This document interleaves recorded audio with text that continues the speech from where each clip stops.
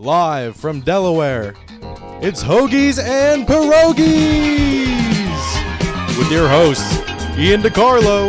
We're getting a little double down. Chocolate Rain. And RJ Hammond. I just want some more hot tea in my life. Let's just say he was a good lover.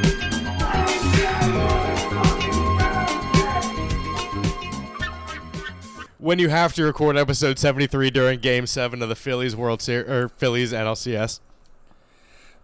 You got to do what you got to do. I 100%, when I was texting you earlier, I was pushing for, like, not during the game, please. But after thinking about it, I was like, the reactions will be worth it. For and those that can't see, I'm liable for whatever right now. For those that can't see, I'm wearing my Halloween costume, which is the Kevin James meme. That's pretty good, actually. Fuck yeah, I thought it was perfect. It is. I love it. Popular meme, easy to do. When you wear your Halloween, where you wear clothes that you already own to a Halloween party. I've had a couple times where I've had to throw something together. Almost too often. Fuck yeah. So, listen, the Phillies staring down the barrel of a Game 7 isn't exactly what we wanted, but they heard us talking last week. They heard us talking shit, and they were like, you know what? Let's make this an exciting postseason. Both these championship series, Game 7, boom. The second that the Rangers-Astros went to Game 7, I was like, God damn it. I just had a feeling, and like I was about to say before we started recording, like, other than Nola giving up those 3 runs, like, he pitched pretty damn good. And it was an unfortunate 3 runs, and then they kind of chipped away at it, and the bats just weren't there to help him out, which They weren't. 5 runs should not seem as insurmountable as it did last night while watching the game. It felt like 100 runs last night, and it should not for this team. I'll tell you what, Merrill Kelly had a game plan going out there too. Just fuck you, Schwarber. Fuck you, Harper. I'll walk you if I have to. You're not hitting a home run. Yeah, I don't know what, like, he left some balls in there that they either just stared at or missed, and I was like, he's leaving it up there for him. He was playing mind games with them the whole time. It was kind of like, all right, come on, like, he's going to have to pitch to you at some point, Harper. Swing at a fucking ball. There were some 92, 93 mile an hour fastballs that were right down the middle of the fucking plate that he just didn't even swing on. And when he did swing on them, he was expecting something else. So yeah, I never went back and looked for what the umpire scorecard was or whatever yesterday. But I talked to you about some calls that I thought were just a little outside, that especially for Schwarber. He had 2 that were definitely outside that got called, but that wasn't a game that, like, the umps didn't really affect that game. I was just like, and I don't like that they're already got 2 on first and third right now. right, yeah, the umpire was not terrible last night. Yeah. 93% called strike accuracy. Okay. 98% on balls. Not terrible. Not the best. But I think it was just that one pitch towards the end to Schwarber where I was, like, in full tilt, like, all right, we got to do something. The runs, they show, like, which team they favored. He actually favored the Phillies just by, like, the slightest margin. Okay, well, there you go. I was proved wrong. But there were some calls, like, I think it was the first double play ball. Damn, just a little late. And they got 1 run in. Damn it. Yep, 1 run for him already. That was a slow double play. That was a slow roller, I should say. Maybe not a slow double play. It's all right, Ranger. But yeah,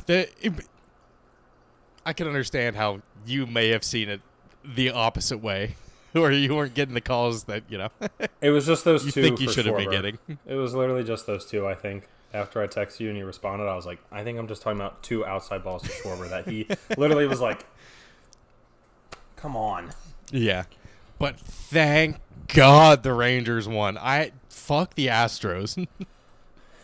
One guy, I'm not even, it was just this guy at work as I was leaving, I was talking about the Phillies. He was like, I was happy that we beat the Braves, and I was just happy that the Astros didn't go back. And I said, no. I said, you can't just be happy about that. We got to win tonight. Like, come on.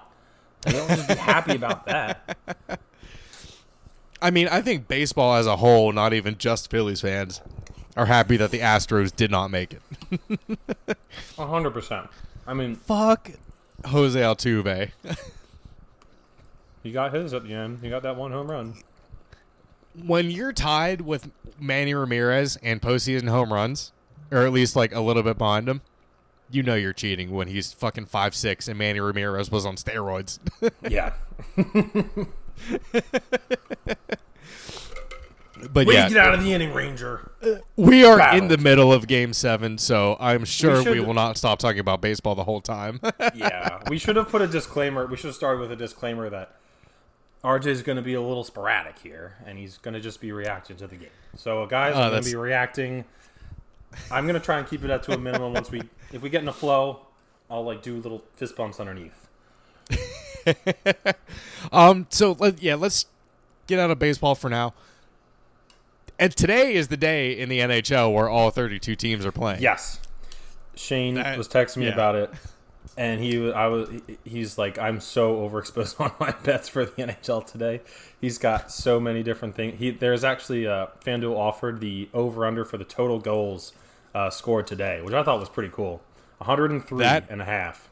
Oh, you know what? I would go over. Over. It's 7 goals a game, pretty much ish. Yeah, there would definitely be some 4-3 scores in there. Yeah. I mean, I don't know how it usually is in the beginning of the season, because with football, it's all defense to start out the season. In hockey, is it the same way? Hockey just overall, I was telling Shane this earlier, hockey overall seems like it's doing kind of the opposite of football, where football defense is really taking over, unders are really hitting a lot. Hockey, I don't know about like overs hitting a lot or that statistic, but it's a lot more high scoring. I remember when I first started betting hockey, like the usual lines for over-unders were 5.5 or 6.5.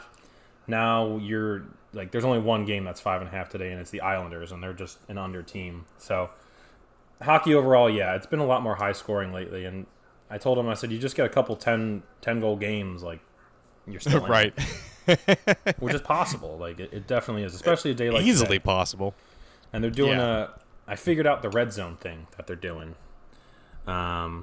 Did we talk about that on here? They're doing No, we didn't. Frozen. What is it? So Shane actually explained it to me. So the Frozen Frenzy. Frozone. The Frozen Frenzy is basically like the red zone style cast for today. It shows all goals and games with a power play get priority for what's on the screen. So they'll probably just have a couple goal, like if they're on a power play, they're going to be on the screen. I wish the Phillies had clinched already so I could actually experience this and see what it's like, but there's no chance I put that on today. That seems like less exciting than red zone. I mean, I'm sure they're going to show games where they're not on a power play, just because I feel like power plays don't happen as often as being in the red zone does. No, definitely not. No. It's interesting. Like I said, I'd have to see it to really see how it feels. Maybe I'll ask Shane and we can report back if he watched it. But yeah, that's very cool. I'm happy that they did something like that. Like hockey needs some things to be like, hey, like we're here, we're hockey, watch us. Yeah, not right now. Yeah, definitely not with the Phillies doing this. Oh, Fats back up tonight. Apparently, we struggle against rookie pitchers for some reason. Meanwhile, they just shelled Kirkring the other day. I think we recorded after Fats' first game. No, we didn't. No, we didn't. Oh my God! Yeah, we recorded before Fat went 5 innings, 9 strikeouts against the Phillies. I mean, that was game so 3. Good. Yeah, it was very good. That's right. Holy shit! Yeah, it's lights out. Ooh, I actually had some things on Twitter here from it. Let me see if I can find them on my profile here. The nice thing about staying out of town is that I can just focus on editing these episodes and nothing else, so that I have nothing else to do. Oh man, this would really suck. Oh yeah, this is the one right here. Brandon Pfaadt is the first pitcher in MLB history to have 0 runs and 0 walks in consecutive postseason starts. Madison Bumgarner didn't even do that. That's crazy. In 12, 14, 16, I was shocked. I was absolutely shocked that had never happened before. That is pretty crazy, considering how old baseball is and everything. Yeah. On some of the pitchers that we've had come through. Yeah, we're talking like greats like, Randy Johnson, fucking Kershaw, fucking Roger Clemens never did it. I mean, there's who is it? Is it Randy Johnson? One of these pitchers just has a list of very fun stats that you can just look through. I forget who it is. Maybe it's Randy Johnson. Nolan Ryan's probably one of them because guess what? Nolan Ryan has 0 Cy Youngs. That's crazy. The most strikeouts ever by like fucking almost 1,000, and he does not have any Cy Youngs. Mm-hmm. That's one of the most wild baseball stats to me. That's right up there with the craziest ones that I cannot think of right now. All right, well, we said we were going to get off of baseball. Yeah. You know what's also crazy? Michigan State put up Hitler on their scoreboard before the game. There's a lot of stuff going on in Michigan right now. Did you see that? Yeah, I did. That's crazy. It was, it was kind of,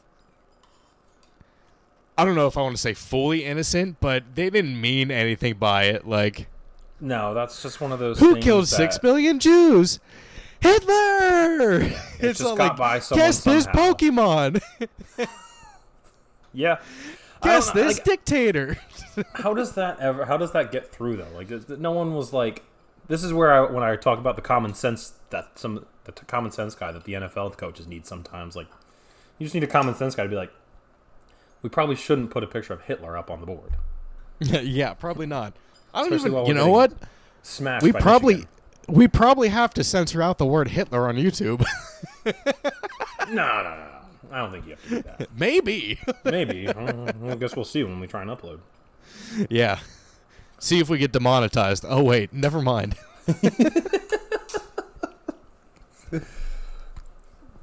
Please like, Speaking of comment, and Michigan, subscribe.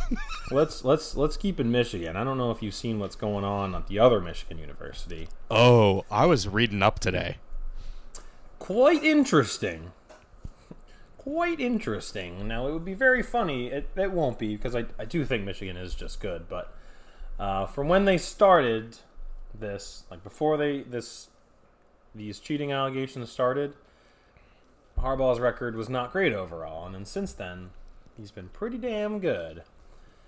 And it's just very interesting. He's I probably bet just he gonna go to the wishes he NFL took next his year. students to the Brown Jugs, the strip club, and not the Brown Jug. Probably. Call back. That was good. Yeah, I don't know. I weird. don't know what to make of the whole situation. For those that don't know, I mean, I don't think anything is going to happen this year. That's for sure. right? A staffer bought tickets to a bunch of games, and I don't know how long he's been doing this. I didn't look that Since up. 2021. Since 2021. Holy shit. That's what they're saying, I believe. Bought tickets to both sides of the games, and he actually bought tickets in his name to the Ohio State-Penn State game this week, which went unused. That was the first mistake. Well, I mean, I'm pretty sure he was already caught by that point. True. I mean, because this came out last week. Like, it started like right at the end of last week. It started to come out. Some of the stuff started too, and then it just became like a really big story all of a sudden once they fleshed out all the details. So, what did they think? Self-imposing a suspension on Harbaugh. Why did they think that would do anything? Because this is like way more serious than just. It seemed really innocent at first when they did it, and I thought they were just doing it out of precaution, but they were doing it to try to gain good favor, and it's not going to work. They were just doing it to they'd hopefully be like, all right, leave us alone now. Like, we suspended him for the 4 easiest games. Like, you don't need to get into Michigan's schedule, but their schedule is pitiful. I think the fact that they suspended Harbaugh himself damns him even more in this. I think he has way more involvement in this than what is out right now. Well, wait. Are you talking about the suspension at the beginning of the year? Yeah. I thought that was for the hamburger thing. There's a lot more shit. Like, it could not have just been the hamburger thing. It had to have been this. They had to have been trying to get ahead of this. I guess so. Yeah, maybe if they were already looking into that, they were like, let's just suspend it and see what happens. The public knows now. How long have they known they've been caught? You know? True. That's very true. There could have been a lot more conversations happening early on that we didn't know about. Yeah. And that staffer, I know that he was just there to scout Ohio State because Penn State's just the same old team that they've always fucking been. I have come around on this game. That was so disappointing. I flipped on this game, my thoughts on it a lot, because I think Ohio State and Ryan Day have just done a really good job of figuring out that their identity before was not good enough to beat Michigan and not good enough to win national titles. And they have a damn good defense right now. I think it's still possible we can beat Michigan at home. And I mean, they weren't really able to do anything. You want to know what the difference in this game was? Third down. Number 18. Well, yes, but that goes hand in hand. They didn't have Marvin. We don't have Marvin Harrison Jr. They had Marvin Harrison Jr. and he got them a lot of crucial third downs that they needed. And we just weren't able to. I mean, the offensive line. There was some questionable play calling for sure. The offensive line wasn't really giving Drew a lot of time. Drew did not look great. Like I said, their defense is damn good, so I'm holding off and see what we can do against Michigan. But right, yikes! But the only thing, I mean, if we're gonna go positives, the defense. But Notre Dame's defense held Ohio State to 17 points. I know. I mean, it's only a couple weeks separated. They're not that much different of a team. Even 20 points seems disappointing. I don't, for what Penn State's defense was billed as going into the game. And that 1 for 16, getting the 1 third down conversion in garbage time, fucking pitiful. Horrible play calls. Horrible play calls. Terrible play calls. Nothing ever broke their way. It was just more of the same, and it was disappointing to see that basically right off the bat. You knew Ohio State was going to win right off the bat. Well, maybe not right off the bat, but when they overturned that, what I thought was a fumble 6, I was like, that's a killer, because then that led to a touchdown, and it was like that was huge. That was huge. And we went away from the run, which I don't know why we ever did, because we weren't ever that far behind. Dude, they just completely abandoned the run early, and it was working fairly consistently on early downs. And then they just started chucking it down the field on first and second down. Like, why? Let's gain 4 yards for this 3 or 4 yards for this third down. They had so many 3rd and 1 or 3rd and short opportunities where they would just, all they had to do was run it. And they would try and throw it, like literally every time, or do the thing that I hate, which is run the ball from the shotgun, just to give your guy no momentum. Oh, that pisses me off when they're trying to get a run game going and running it from the fucking shotgun when they're right beside you. That doesn't make any sense to me. No forward momentum at all. Like no time to react. Yeah, first down, second down situations, that's fine. But when it comes to third down, like you need to give him momentum, or. Like, Drew's a big kid. Push it. Like, yeah, do that. Your offensive line is good. Me that no one else tries it. Not to bring it back to the Eagles thing, but like, why does no one else try it? Why aren't other colleges are trying it? You have a beefy offensive line. You got good running backs. You got a big someone to just hike the ball and move forward. That's all you had to do, and they just wouldn't do it. They just refused to do it. And this is where I get frustrated with Franklin, where I know the grass is probably not greener on the other side. Like, who would we get that's going to consistently have us going 10-2, shit like that? Probably not a lot, but at some point, you need to start beating Ohio State and Michigan on a consistent basis, and in the same year. It's not about. It's not about having a good record. It's about beating Ohio State and Michigan at this point. Zero excuses. Mm-hmm. Because every year, just zero. Top 10, get to Michigan or Ohio State, lose. Like, it's just, you get so hyped up, and it's like, all right, well. With one fluke in there somewhere. Mm-hmm. Yeah. Every so often. This year, I don't really know if we'll stumble. I think we'll win all those games. It's just going to be, will we beat Michigan? And then if we beat Michigan and say Michigan beats Ohio State, I've already talked about it, then we got an interesting situation. 3-1 loss. Like, if everyone just wins their home games, which, I mean, Michigan looks pretty good. Like, yeah, Michigan does look, I think Michigan looks better than Ohio State by far, in my opinion. But Michigan is in Happy Valley, so, I mean, there's a little bit of a chance. Yeah, but it's at fucking noon.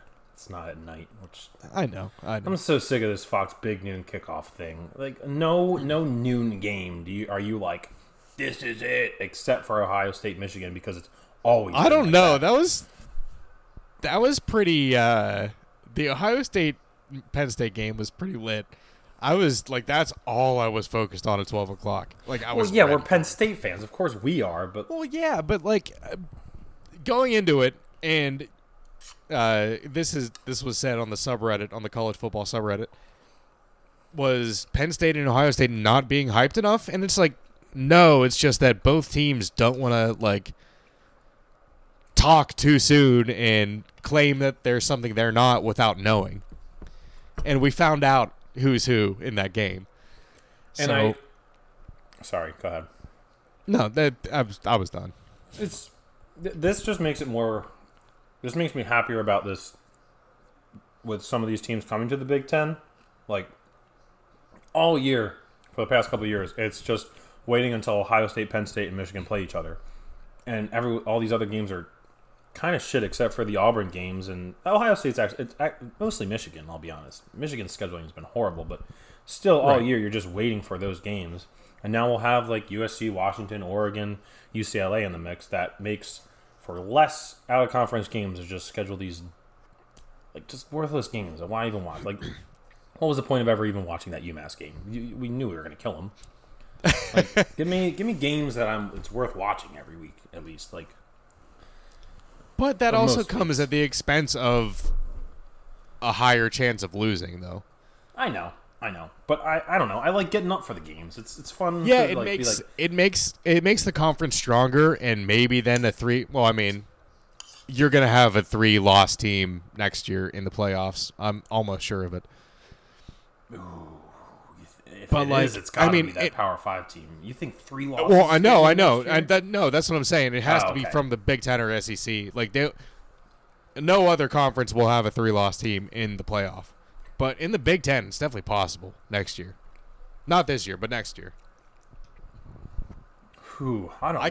I could see someone slipping in at like 12. Like, dude. Yeah, I guess I get. You're not wrong. I don't know what happened, but UNC should have dropped way lower than what they are after losing to Virginia at home. Yeah, that was so bad. I was so dude. The only leg of a 10-leg parlay that did not fucking hit. I took North Carolina money line, not even a cover. Ian, what percentage of your bets on a Saturday are parlays? I just have to ask because you always send 100. Oh my god! You don't even give yourself a chance to just have something left. I don't, but I did yesterday or on Sunday, and I won some money on Sunday. There you go. Just don't go for the big shots. Build a little by little. Sometimes it works. Look. I fought back on Saturday. I started off horrible, and I ended up way up, and then lost my ass on Sunday on football. What was it? I took the parlay that I took on Sunday was Steelers plus 4.5, under 47.5 points. Warren over 25 rushing yards, and Pickett, George Pickens over 25 receiving yards, and that obviously hit. Nice. So a nice $2 for $20 bet. Yeah, that's not bad at all. But okay. I think. Yeah, I predicted that we might have that undefeated UNC FSU championship game. What do we do after that? And as I said multiple times, stuff figures itself out, and sure enough, a lot of things fucking figured itself out this weekend. Which completely. Is extremely disappointing because FSU they're finding ways to win, and they're for real. They are. I mean, Riley Leonard going out, that kid's good. I think he is another quarterback that's very impressive. That could be a high draft pick because, I mean, the game completely changed once he went out. Like a 21 point swing almost immediately. Yeah, and I think Duke was Florida leading, State, right? I think they were, yeah. Like, it was very back and forth. Like, it was a close game, and I think Florida State still would have won, but it definitely would have been a lot closer. But I think, God, Florida State, just don't do it. Like, I'm just waiting for the ACC and Pac-12 to just eat itself up, and then we have, like, the Big Ten SEC Invitational and maybe Oklahoma or Texas, which both, good Lord, I don't know about either of them. Texas lost Quinn Ewers, struggled against Houston. Yeah, and Oklahoma, good Lord, against UCF. Like, what? It was not great. Not good. Was bad. Not that great of a team. Houston really did almost win though. Like that was not a fluke. Like I know Ewers got hurt, but like holy shit, like no. That game was close when Ewers after was last week's upset of West Virginia, Houston was like, let's fucking go. Hey, maybe the Big 12 turns itself around. Oklahoma State looked really bad. They look pretty damn good now. They play Oklahoma next weekend, I think. Bedlam. I love Bedlam. Another one of my top games. They could come in and fuck up Oklahoma's season. Like, Oklahoma looked like a rolling ball of chainsaws after the Texas game, and now it's like, all right, you're boom, boom, boom, get him out of the slump, baby! Yeah! Holy shit! I'm a little bit behind you.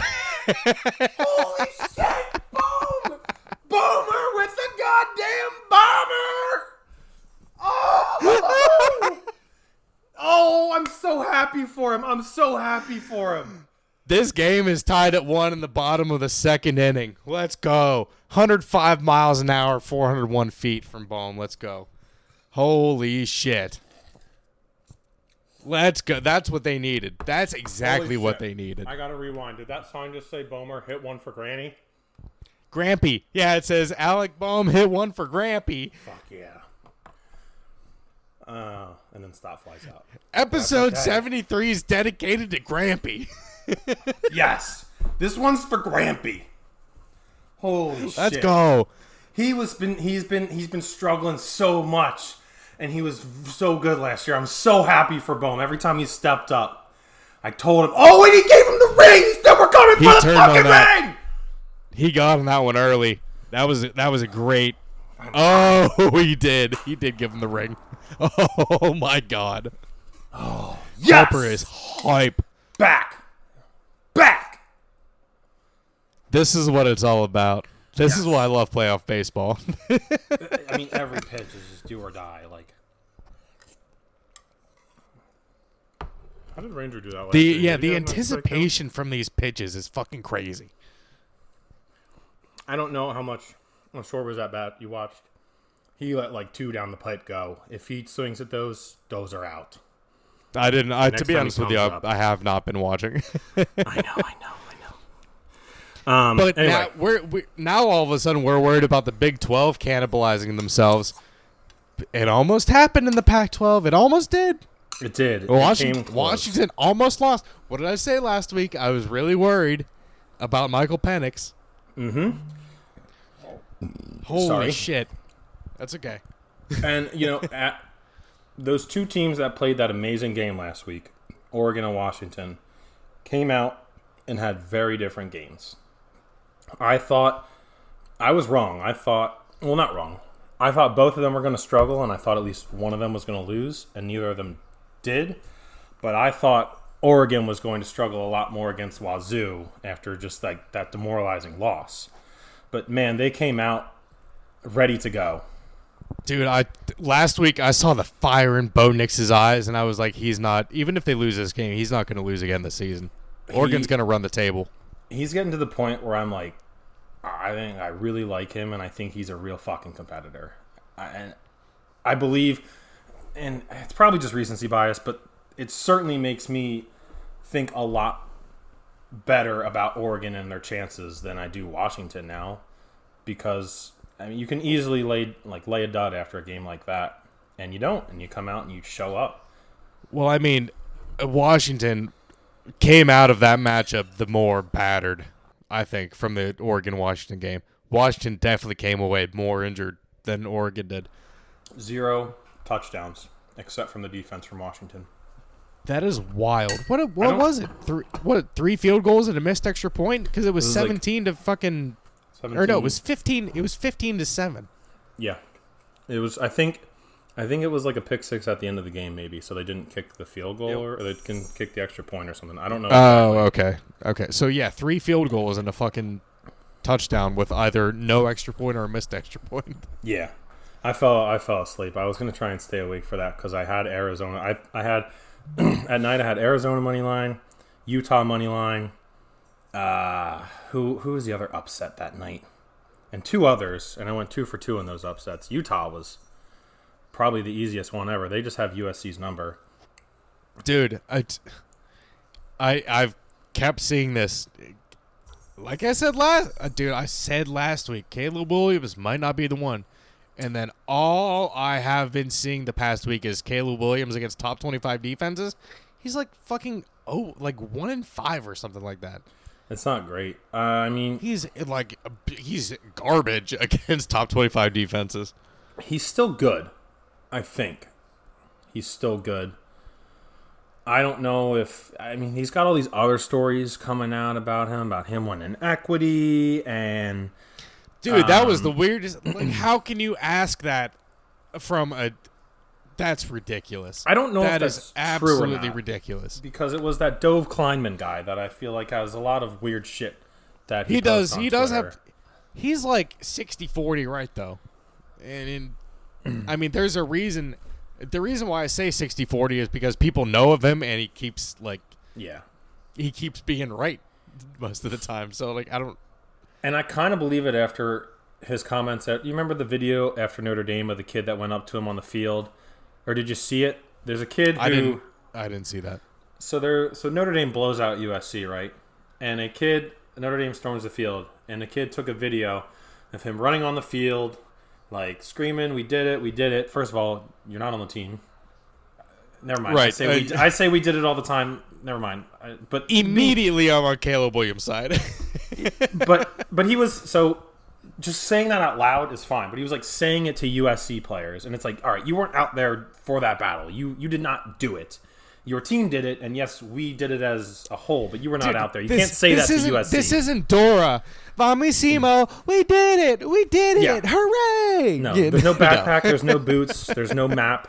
Swiper's going to swipe you, and that's what Caleb Williams should have done. I was on Caleb Williams' side for this because he came up to Caleb Williams and he said, "Hey, Caleb, where are your fingernails at now?" Or "How are them fingernails now?"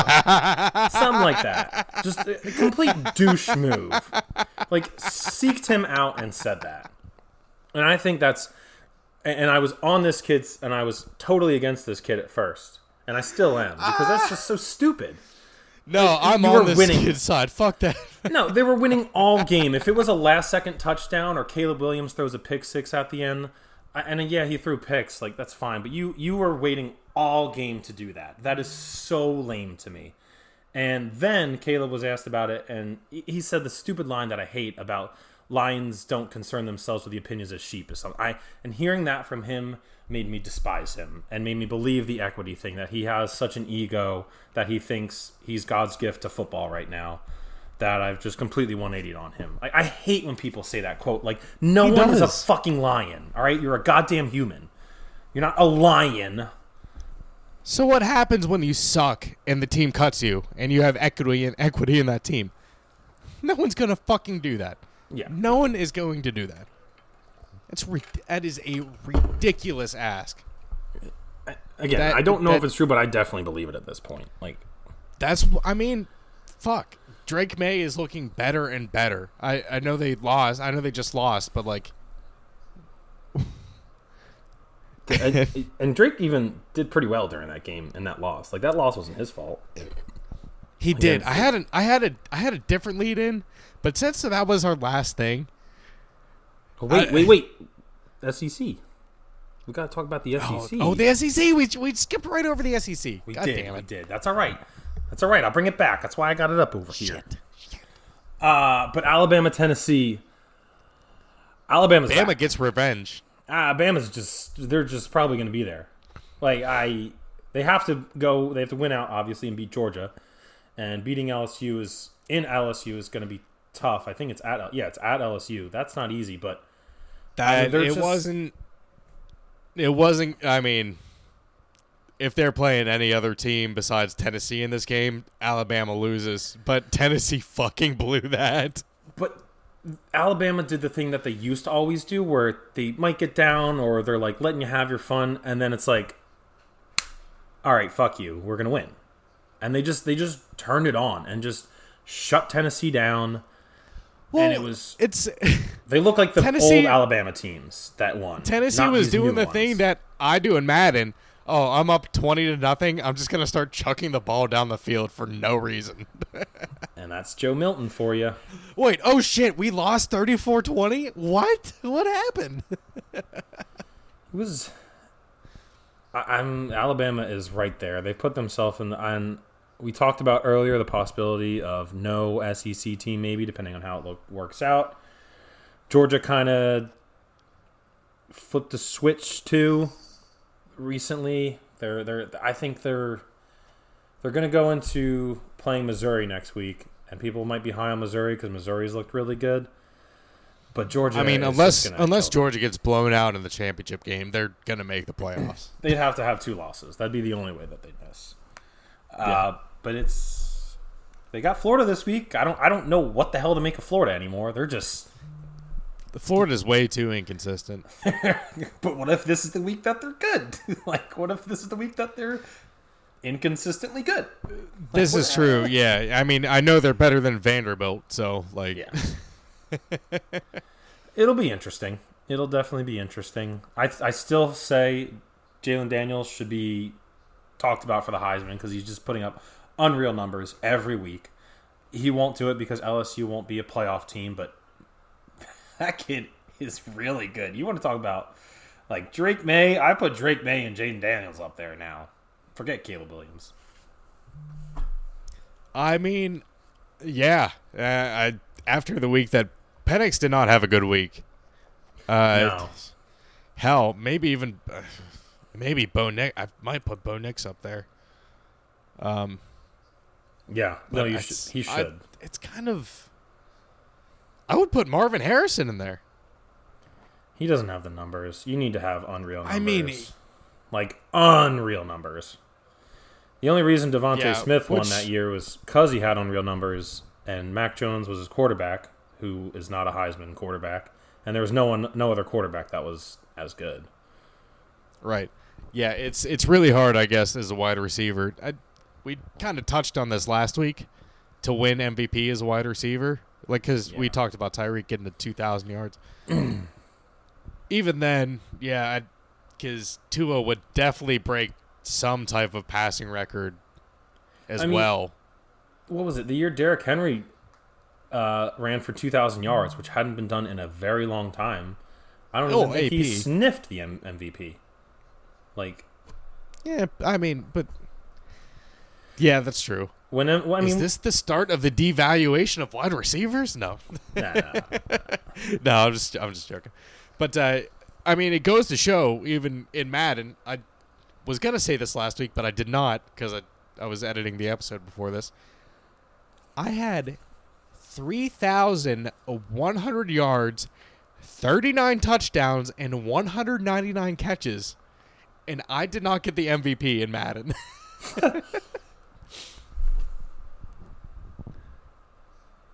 What just happened? What just happened? Ranger Suarez. How is he not out? Ranger just threw it to first base as Corbin ran to second. Maybe that's your first mistake. Yeah, but I mean, but Corbin Carroll is literally one of the fastest players All right. He didn't in the league. So Bryce, you got to bring that throw down, man. Damn it. Yeah, I don't like that this guy's suddenly gotten good again. But yeah, I don't even know what I was rambling on about. You didn't win the MVP in your Madden season, and you'd had really good numbers. Yeah, so if I have over 3,000 yards in Madden, I didn't get the MVP. I don't even know if 2,000 yards is going to get a wide receiver the MVP in real life. No, it's just they need to do something to just make a quarterback award or something, like best quarterback award of the year, because that's all the MVP is. And that's like, yeah, the quarterback is the guy that affects it the most, but there are some guys out there that have really good seasons, and it's just like, nope, let's give it to the best quarterback on the best team, pretty much. Right. It's tough. It really is tough. Yeah. I mean, we're still going to watch every Sunday, so what do they care? Oh, absolutely. Abso-fucking-lutely. You had a pretty good Sunday, and I'll keep watching every Sunday. But anything else on the SEC? I guess Bama, Tennessee was like the biggest game, I think. Yeah, that was it. No big SEC games this week. It was not the best slate overall. There were still some good games, but matchup-wise, this week we're getting down to the weeks where everything, like every week, is like, oh shit, right? We got something. Last thing I wanted to say about college football. Sports Illustrated reported that Lincoln Riley is eyeing NFL jobs. That was the other thing about Caleb Williams. Maybe. Someone said, in my opinion, about the Patriots, maybe. Someone said that he was just going to follow Caleb wherever he goes. Was like, I guess whoever's the first round pick, if they fire their coach, then that was a report too, where I'm like, as long as he doesn't bring his defensive coordinator with him, he might stand a chance, yeah. You know what? I don't think it would be hard for the Bears to depart with Matt Eberflus. I think the Bears are hoping Harbaugh leaves and they can get Harbaugh because he played for the Bears. That would be ideal for them, I think. And he plays that style that the Bears are just known for, like just defense, run the ball. And we obviously know he works in the NFL, so yeah. I mean, it's not like it wouldn't be like a toss-up like bringing Saban over. No. We know Harbaugh knows how to run an NFL team. Yeah, he did very good in San Francisco. So that would be cool. But for You're the not Patriots situation, soon. We're not getting a new coach anytime soon. When I put this on the itinerary about some Lincoln Riley inquiries, this hadn't come out yet.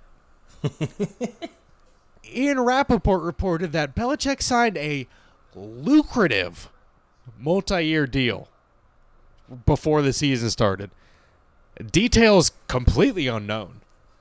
Which, I think it's funny that NFL coaches don't, that stuff's not out. Like they don't know how much coaches are being paid. It doesn't make any sense. This should be public information. I mean, it should be. If we know the players' salaries, we know, yeah. But then Belichick went around and won game number 300 against the Bills. Ian, I gotta tell you, I was win! All over the Bills that game. I couldn't believe what I was watching. I was shocked. Completely shocked. That was one of the best games I've seen from Mac Jones. It may honestly have been the best. Let's look at his stats here. I think I like this better than you guys just losing every game, because then you can just be apathetic. I like that you just get little taste of hope just to be crushed again. Like, who do you play next week? The Dolphins. I hope the Dolphins. Dolphins. Like, watch the Dolphins put up 80 against you guys. Like, just beat the Bills and then get crushed by the Dolphins. It's But like, you know you what? did good against them the first time. Go ahead. Win your games. Maybe 10-7 is in the future. And then next week after they lose to the Dolphins, like 40-7, I'm going to be like, just burn it all down again. Scorched Why earth. did we sign Belichick to that lucrative contract? Get him out of here.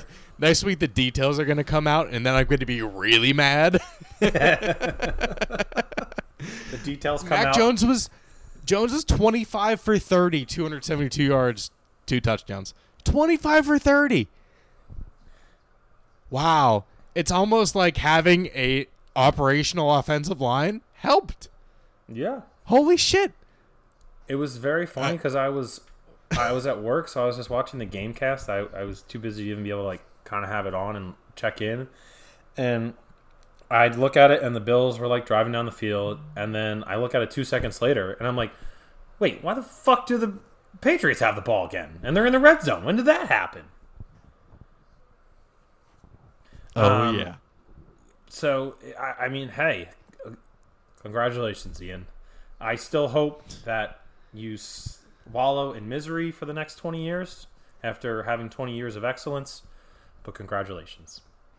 Did you know that we have the best division record of 2-1 right now? You guys? You guys are...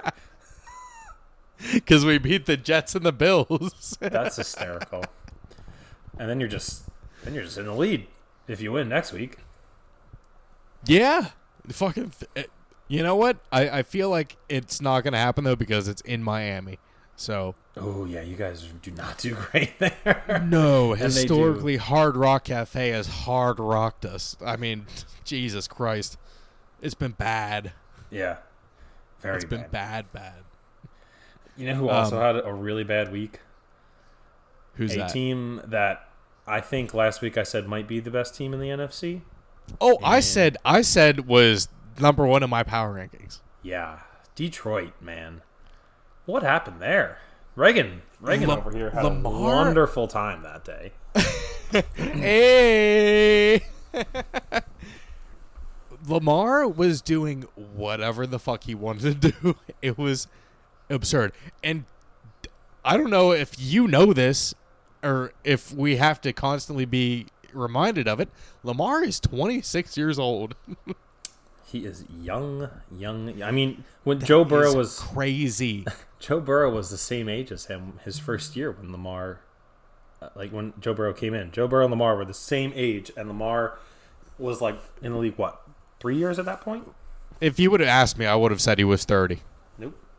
He is young, and why I, other than obviously Reagan being a Ravens fan, why I still like defend him because he's young, he can grow. He has that competitiveness. You can see it. Like, he doesn't just quit. Right. And he has had no one to throw to. And Zay Flowers has just been a blessing for him. Zay has been so great for him. He's like the type of slot receiver that he needed. It seemed like he was just getting like downfield like options. Like, and they expected him to do stuff by himself. 4 catches like for 75 within yards. 10 yards of the line of scrimmage. Yeah. Like, that's exactly what Lamar needed, is someone who can get those intermediate, like, passes for 15-plus yards. Like, shit like that. This is Lamar's 7th game with 4 total touchdowns and 75% plus completion rate. The most such games before turning 30, and he still has 4 years left. I mean, you want to talk about Mac maybe having the best game of his career. That might have been the best game I've seen from Lamar. It had to have. Overall, as a team effort, that's one of the best games I've seen out of the Ravens since Lamar has been drafted. 38-6. Schwarber just gets It was fucking 20 shafted with this pretty strike fucking zone. early. God damn it! Every time. Look at this shit. It's was a ball. ugly. That was very ugly. That was a ball. Good Every frame time drop, to but that was a Schwarber. ball. Umps have been pretty good about it, but this is clearly a ball. Schwarber's just got to start fucking swinging his shit. He located that sinker well. I'm going to be honest with you. It may have looked like it clipped the front corner of the strike zone to the ump. I know. God damn it. Sorry, but I'm trying to be as impartial as possible. no, I know. No, you're not wrong. But yeah, I need that. the I need to be checked Lions. sometimes. The Lions. After saying they were the best team last week, that was pretty convincingly a terrible loss. That they still need to work out some stuff. Reagan just handed me an interesting stat as we talk about Lamar Jackson. Lamar Jackson has 3 games with a 155-plus passer rating. That's the same amount as Tom Brady. Ever? Yeah. What? What? Did that just pop up for you? The Ravens posted it. Oh, the Ravens posted it. That's crazy. Fucking awesome. Yeah. Holy shit. Wow. Oh He my can- god. He can be a pocket passer. I've seen it in games. Like I watched the games. He can be a pocket passer. Well, no, he just I- didn't I- have the ability to do it. Not the Listen, ability. I'm not on the look at the running back throw the ball. I know I'm you're not I'm not like that about Lamar. I'm basically just yelling at Corey right now. 'Cause him and I are the one that always Yeah, argue fuck about you, it. Corey. Shouldn't you guys be tanking right now? Shouldn't you be kissing the Ocean City sidewalk? Shut was the a fuck up, Corey. That was a funny response.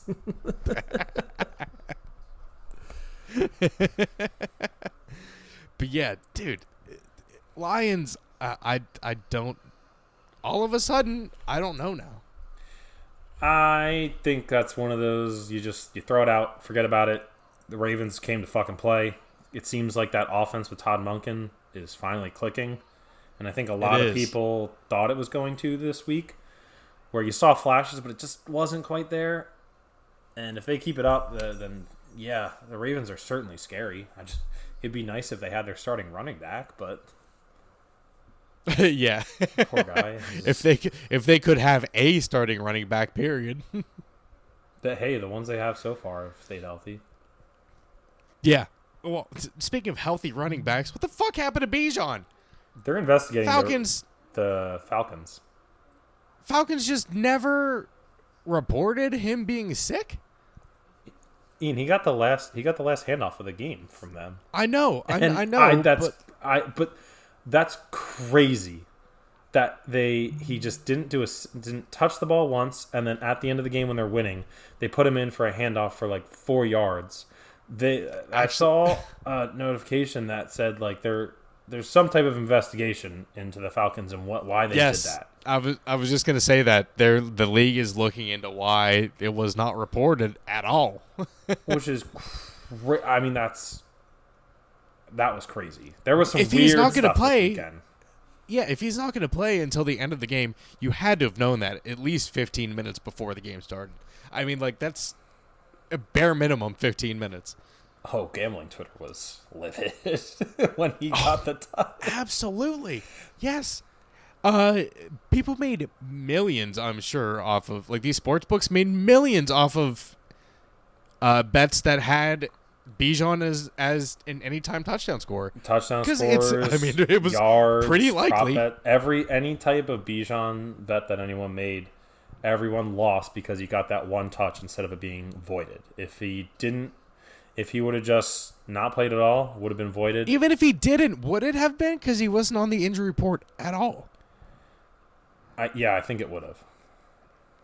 That's I crazy. think yes, because I think I saw a tweet that said he got this handoff that made everyone lose, and if he just didn't, then That's ridiculous. Yeah, so very Well, weird. The Falcons gutted this one out. They they beat the Bucks after the Bucks got the ball back late. After Desmond Ritter just waltzed into the end zone, not paying attention to anything, had the ball knocked out of his hand and fumbled in the back of the end zone or out of the side. Having 3 red zone They were fumbles, lucky to win that game. Yeah, having 3 red zone fumbles and still winning the game is crazy. It makes me kind of believe in the Falcons. Why? They're definitely not there. They're another team that's just a Kirk Cousins away from being good. I think we said this last week. We did say this last week because I just got to that point in editing the episode where the Kirk Cousins to the Falcons made me hard. Like, And then we said Kyler Murray trade to the Falcons after that, which made me kind of harder. that would be very cool. That would actually be very cool. I don't know how I feel about Kyler after last year with it was just so weird last year with him. He's coming back soon, I think. I forget Yes, when he's off. He's off injured reserve. I don't know if he'll be back this week, but he'll probably be back next week. Yeah, so that'll be interesting to see what the Cardinals kind of turn into because they're frisky. They need the offense. Yeah. They're definitely missing the offense. Josh Dobbs was great for a couple weeks. They had so many opportunities against the Seahawks to win that game. Not even just for it to be close, but to win it. They lost 20-10. It should have been fucking 30-12. I don't know how. It was. The Seahawks did not just turn it over left and right. Yeah, and DK, JSN showing up a little bit with DK being out, getting some touches. I think he had 4 catches for 63 yards, something like that. And a touchdown. He looked great. Then the Seahawks are another team. Watch them go and get fucking smacked by someone next week after I say this, but they're a pretty damn good NFC team too. The first time they play the 49ers is a very interesting game for me, I think. I think that will be a good matchup, I think. They have the chance to win that. I think there's a non-zero chance that they can win that division. I think it absolutely is. I think there is too, with how clumsy the 49ers were against the Vikings last night. You know what? I'm sick of giving them the excuses of missing people. We were missing a fuck ton of people too. I'm happy for the Vikings. Maybe this could be a turnaround for the Vikings. I'd love that for that division bet that I have for them to win it. That'd be pretty awesome. Jordan Addison breakout game. That'll help him. That kid's good. It's nice to see him step up when Justin Jefferson's out. And that one long touchdown he had, the 60-yard touchdown where he spun out of the tackle at the 30-yard line. He's so fast. That was awesome. Did you see the Kirko Bangs? Justin Jefferson put a top 10 thing. What about Kurt Cobain? Not Kurt Cobain. Kirko Bangs. Kirko, whatever they called him. What did they call Kirk last year when he wore that? Anyway. I have no idea, but I knew what you meant.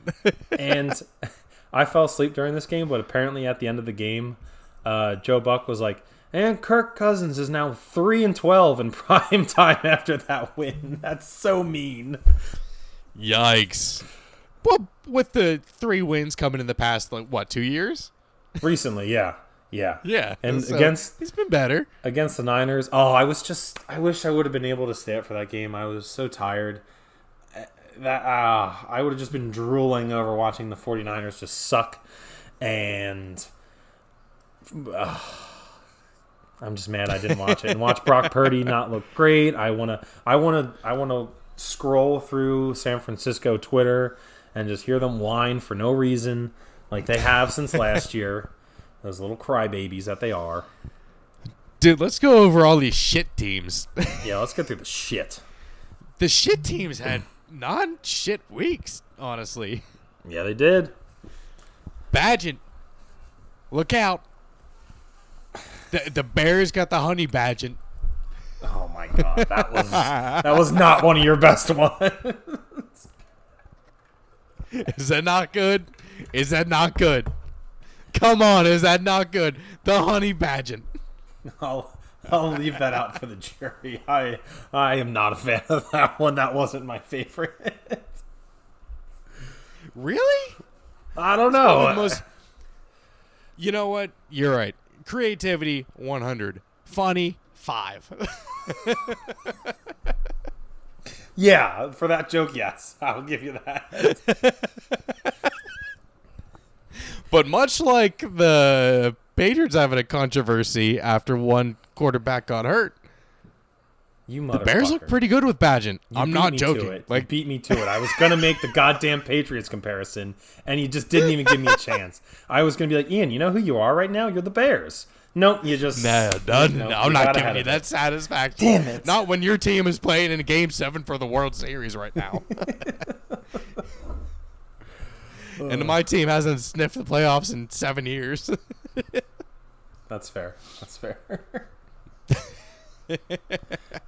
I mean... I think the Raiders are just really doo-doo. Like, very, very doo-doo. We thought the Bears were doo-doo. I think the Raiders are very poopy. Josh McDaniels is just...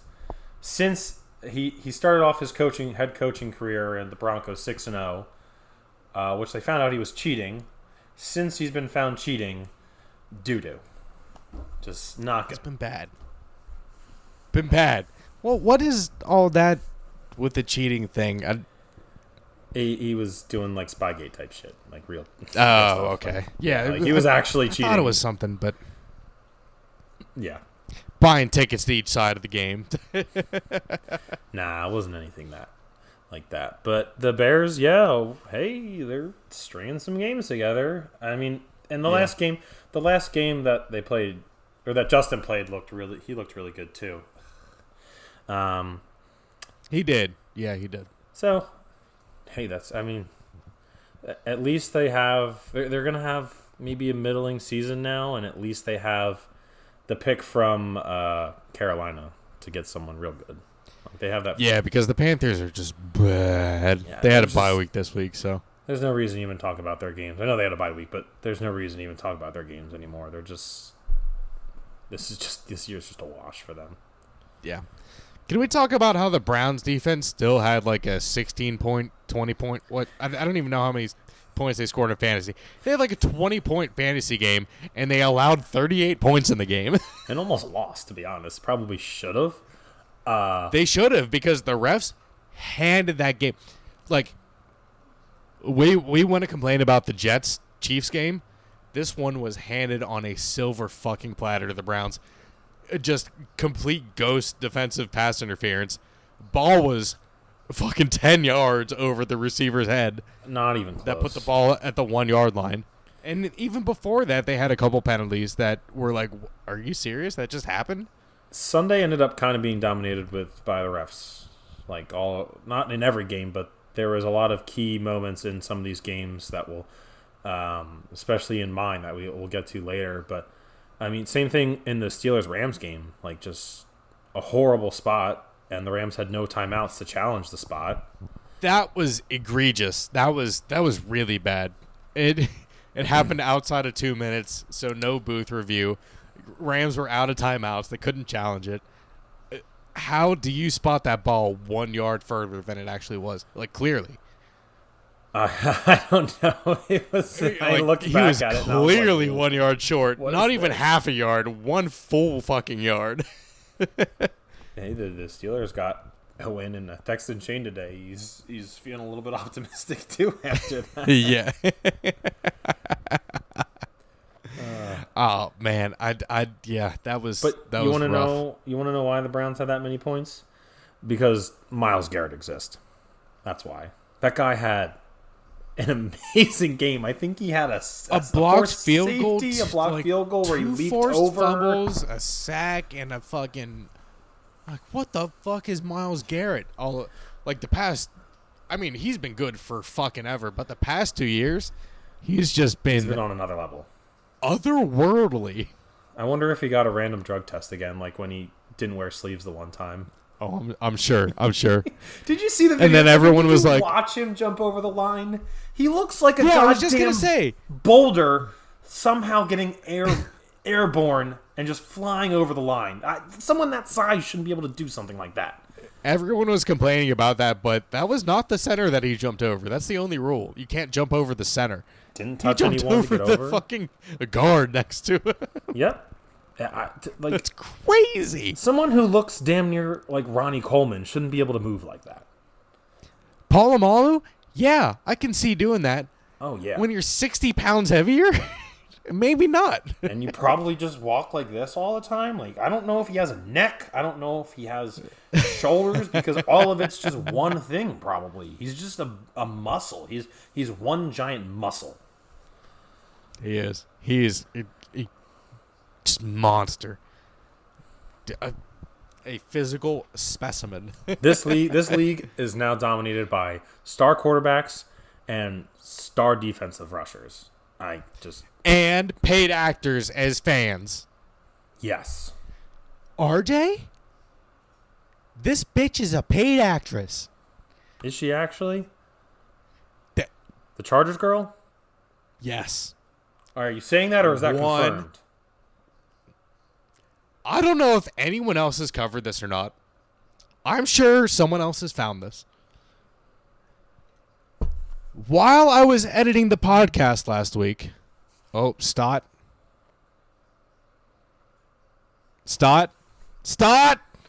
Stott! I didn't yell, so we didn't have to stop for it that time. I just did this, and I was just like, just keep going, Ian. Just keep talking. That's okay. That's okay. Oh. That's okay. Understand Fuck what yeah, I was going to say. The young guys, the guys who've been having some time, having a little bit of trouble lately. Anyway. God damn. So, Yes. first off, this bitch was at the Chargers game with a Buffalo Wild Wings hat on.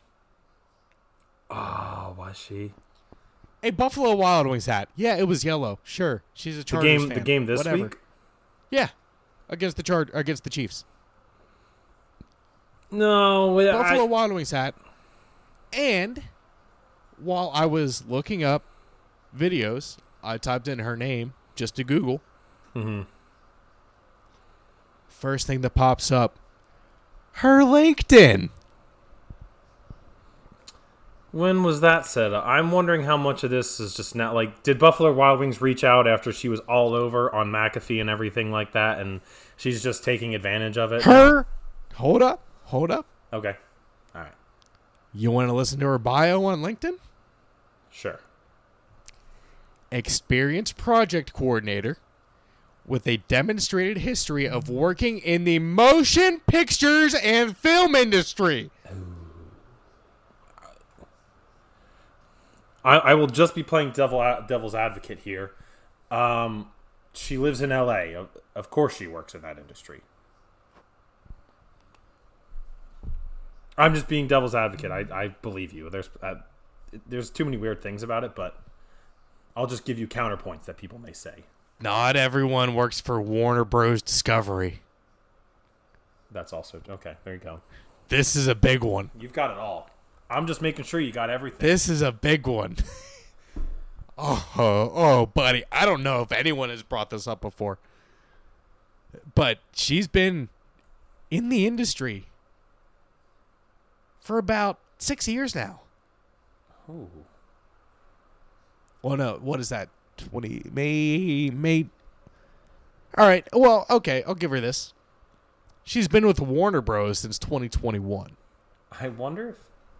Do you think they brought her in just to combat the Taylor Swift coverage? To be like, hey, here's Taylor, but hey, here's this crazy bitch over here, too. If they really needed diversity, they would just hire a trans fan in the stadium, not an Asian fan. True, that's fair. I just wonder if they... I don't know what the... Yeah. It's definitely odd. Immediately after I saw that Buffalo Wild Wings hat, I was like, no. Stop. But then after I looked up, like, to try to find the video of her cheering last week and found her LinkedIn page like this. Mm-hmm. So here's She's not just like some stay-at-home mom that loves her kids' sports and loves the sports that she likes. Here's what I think. Here's what I think after you presented this all to me. All right, she's a paid actor, of course. She works with Discovery Warner and all that stuff. Lives in L.A., of course, when you do in that industry. Happened to go to a Chargers game. She's a Chargers fan, yeah. Yes, yeah. But went to a Chargers game, and as an actor and someone in the industry, saw that there was probably a camera near her that might get her on the screen. And started doing these elaborate things, just to get onto the TV. She got on TV. Now she's probably getting paid by Buffalo Wild Wings to put a hat on and go to these games and stuff. I think she took advantage of the situation that was in front of her, and now she's 100% paid by a bunch of people to go and wear their merchandise at the games. And they'll show her on TV because she'll be doing the same shit.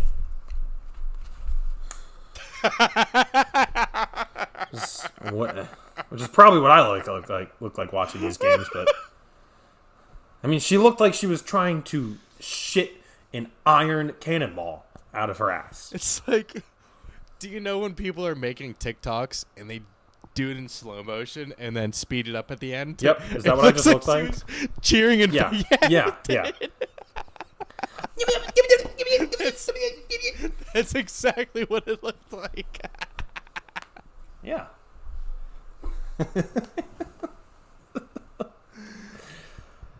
Oh, man. But, RJ, I think we figured this out. I think we can let this rest. Yeah. If they show her on TV more, she's definitely a paid actress.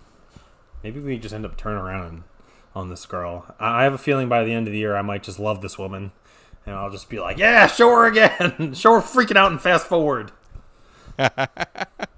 Well, also, another thing that we can confirm, Jackson Mahomes is one of the gayest individuals that is in the public eye. What? Where did this come from? I had no idea you were springing this on me. Well, you mentioned Taylor Swift. Did you see her doing the handshake with Britney? Oh, yeah. Fucking Jackson Mahomes got in on the end of it and was like, Give it to me, give it to me.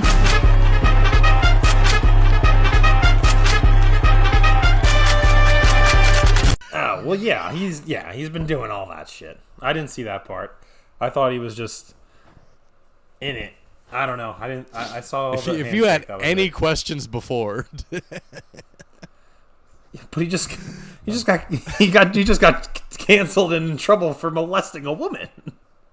I guess that's a good cover up.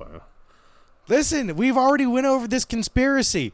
The cameras were following him for the documentary, and this was part of the documentary, and they had to cut it. Fair. Dude, if Marsh hits a fucking grand slam, right? Not Marsh. Oh, Rojas. Rojas is gonna fucking get out. Oh shit! I forgot. God damn it! I had something in here for that. Mary, I said I found Marion Dew's LinkedIn while editing number 72. As if the Buffalo Wild Wings hat didn't confirm it, LinkedIn does. Is this what we're gonna do every week? Is this what we're gonna do? Ian, you're gonna label us. Our podcast is gonna be labeled a certain way if you keep doing these every week. That's only the third one. Third time's a charm. That's it. But yeah, right there in her bio, staring us all in the face. Well, let's actually talk about that game now. Chiefs are just doing what the Patriots used to always Fire do. Brandon Staley. Yes, absolutely. Get rid of him. The Chiefs just cruise through September, maybe lose a game or two that probably they shouldn't, and then they just turn it on once October hits for the rest of the season. I saw that today, and I really agreed with it. And if you're a dynasty like that, why wouldn't you? If your expectation every year is Super Bowl or bust, you just don't lose in October. Yeah, and you just don't need to do anything. Just no such thing. Yeah, you don't need to. You just need to get enough to win. Obviously, having home field advantage for the Chiefs is huge. They're one of the few home field advantages I feel are left in the NFL. There's not a lot when you go through it. Seriously. Especially with the LA teams. That's all just fucking... That's away team blood. And honestly, a lot of the South teams, those fans are more concerned about SEC football and what happened on Saturday, most of them. Right. Yeah, I feel like... take, I don't know, Georgia fans, for example. I feel like people Falcons, are way more fans of Georgia football than the Falcons. If the Falcons lose, they're like, that's okay, the Dogs are going to win the championship again. Yeah, exactly. Just barking at people. We're not going to lose for another 3 years. The Chiefs are one of the few. The Chiefs are so weird. The fact it's Kansas City and it's in Missouri, first of all, but it's also, you think of Missouri, you think of kind of the South, but you get to the playoff time and those games are always really fucking cold in Kansas City. Like it's the most. It looks like the coldest South place ever in the world. I don't know why. It's very it might be deceptively equivalent north. to Pennsylvania weather. Like they have the same winters we do. It may be deceptively like north on the map. Like it might be probably on a globe. Maybe it's at the same level as like Pennsylvania. But when you think of it and when you look at it on a flat map, you're like, that's the South. I'm pretty sure it's like on basically the same longitude. It probably is. But I don't know. Like, do you not think of the South when you think of Missouri and a bunch of redneck hillbillies? Well, kind of. Not as much as, I guess maybe like not. Yeah, maybe Georgia or in I Alabama. said or, hillbillies, and that's usually more northern people are called hillbillies. I just proved myself wrong. Whenever I think of, like, Missouri, I think of, like, St. Louis or something. It's true. St. Louis is a good hockey town. Baseball. Anyway, we spent too much time on that part. Let's get to your Eagles. Dude. Man! That was a great game. That was an awesome game if you're an Eagles fan. Fucking great. You were so worried about this last week. I was, because after... And I said it too, that I think it was a good reset to lose to the Jets like that. I thought it was going to be a lot closer, and it probably should have been. I do have to point out there were some missed calls. I don't think that would have changed the outcome of the game.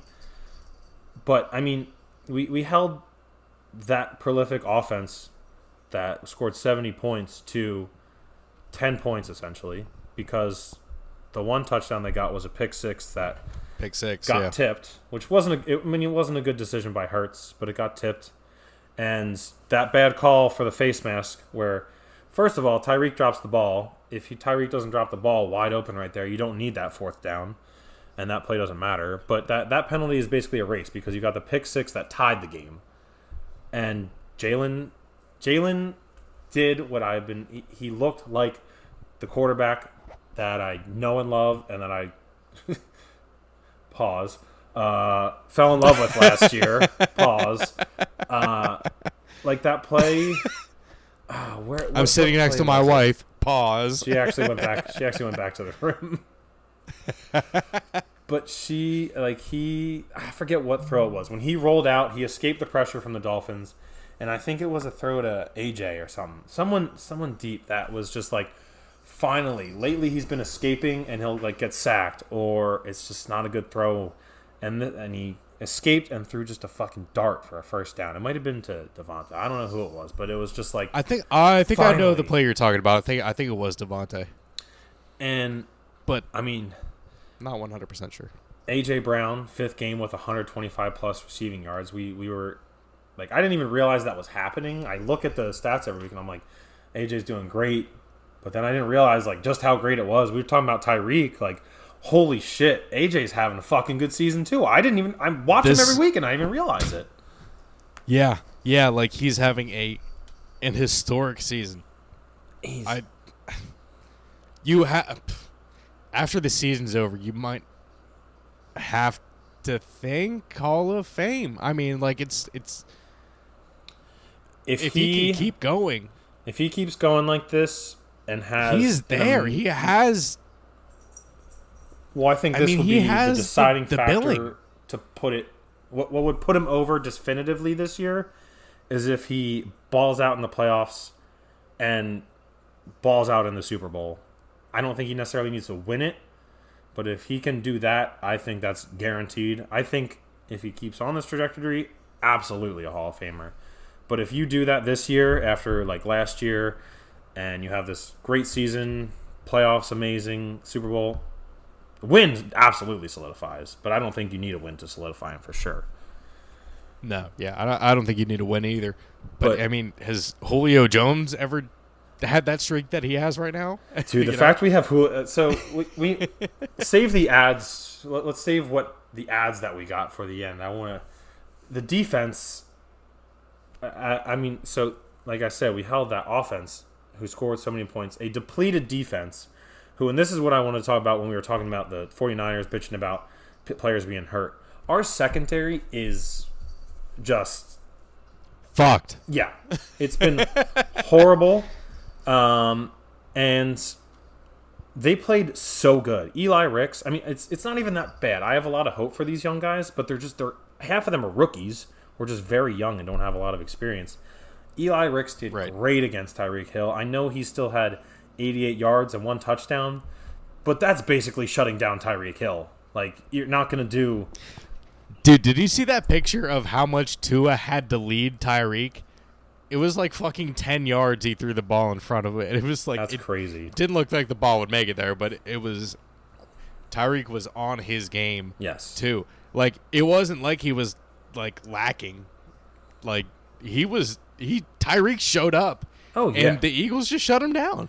He showed up. Tua, that throw that Tua made, Tua has some really good throws in the game, too. Yeah, that touchdown, the touchdown to Tyreek was absurd. I mean, that was some Madden shit. When it happened, I was like, wow. I mean, I can't even, like, be mad about that. That was just a really good throw. No. Breakdown in coverage. Really Tyreek probably great fucking throw. Great route. But the defense, like, stepped up. The front line, like, we had Jalen Carter back. I bought a Jalen Carter in the middle of that, Jalen Carter jersey in the middle of that game. Let's go. Fanatics had a sale, so it was it was like $40 off. So I got it for $90, and I was like, Kelly Green? No, you can't. That didn't. Just regular. It didn't count for the Kelly Green, so I couldn't do that. So I got you. I got a black one, so I have a midnight green, a black, and a Kelly Green. Ooh, nice. I don't think I'll ever get a white because I'll just ruin it immediately. Yeah. But the first play, Jalen Carter was out there. Do you watch any of Brian Baldinger do his breakdowns? No, I don't. I really like watching people break down film. Like Dan Orlovsky's really good at it, but he does a lot of line play, and watching him break down Jalen Carter makes me love Jalen Carter even more. His first play, like, he just avalanches people. He just overpowers them with strength, and it was so awesome to watch him. Nolan Smith got a sack. He did. Yeah, I saw that. I mean, I stayed up to watch that. Everyone looked sexy in the uniforms, but, like, he looked just big and huge when he made that sack, and I was like, oh, yeah, here we go. It was just... I was scared, mostly because of the thought of, what if we lose in the Kelly Greens? Like, that just couldn't be... Right. That just could not happen, and that's all I wanted, and they did everything right. And I was just very happy. There was, I'd say, basically no doubt about it. The defense came out fucking swinging, and I mean, I know that after that Tyreek touchdown, I was like, oh shit, here come the Dolphins. But Jalen went right down the field with them. Jalen took us right down the field.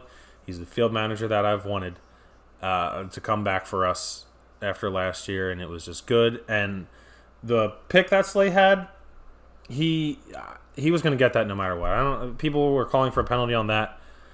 Maybe I'm a little bit homer in that, but I think even if that was against me, Slay had spotted that, and he was coming for that ball no matter what. Waddle wasn't going to come back for that ball in time. This is going to be a fucking down to the wire. This is going to go to fucking extra innings, isn't it? Damn, yeah, I was going to say. What did Ranger leave with? How many Ks did he have? I think that's all we have to talk about. Hell yeah, 6 in terms Ks? of the podcast. But yeah, the Diamondbacks just tied the game up at 2. Ranger Suarez just got taken out of the game. So we're at the top of the 5th inning with 2 outs. I hate to leave you guys in suspense, but I need to go to sleep first. And I got to pay attention to the rest of this game. I was very because I had to stop at Walmart on the way back, and Walmart, you need to get Apple Pay first of all. So there was just the whole thing with that. So I came back here, and I was just furious, and I was like, we gotta fucking record in the fucking beginning of this podcast, and goddamn motherfucker, and I was just cussing, and then I got in the shower. I wasn't cussing out loud, but in my head I was, and I got in the shower, and I was like, I just let it all go, and we're back, and this is going to be an exciting game, and this was probably going to be an interesting watch for people and listen. Right. Well, I felt like I had to be on my toes. I went to dinner with my parents, and they're intellectuals, so I had to bring out all the stops just to get a laugh out of them. So I had to be fired on all cylinders. Dude, I hate that when I'm at work sometimes, and I'll like say a joke to either other people there or make a joke, or like someone they just don't get it or don't get the reference that I make or something, and then they just stare at you, and you're like, they're looking at you like, did you just insult me? And I'm like, No, that was the punchline. yeah, I'm like, there's so many times where I've had to recover trying to like, pal around with my patients or like just get them not poopy when I walk in. And No, I'm not racist. I'm trying to think if I ever had a moment where I said something where I was like, oh, wait, no, not like that. You know what? I'm going to cut you off before you get there. No, I have, but not in that way, where I just said something about like treatment or something. And I was like, no, it's not like bad in that way. But yeah. Yeah, we're going to get you out of here with a happy ending. No, not like that.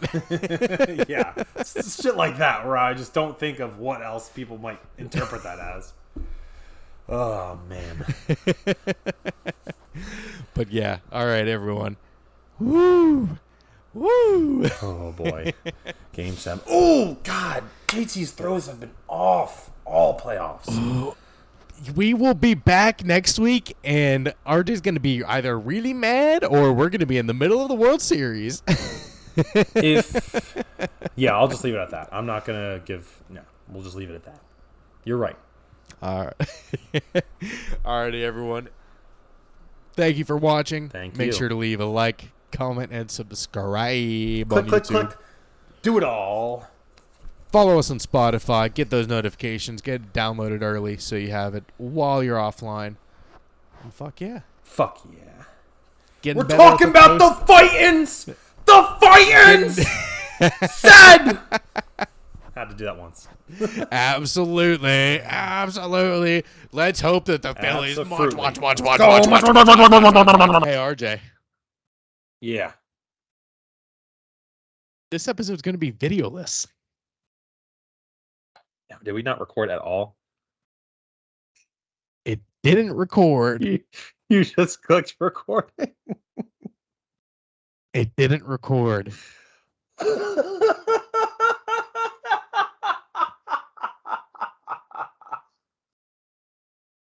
Surprise, here's a video for you at the end.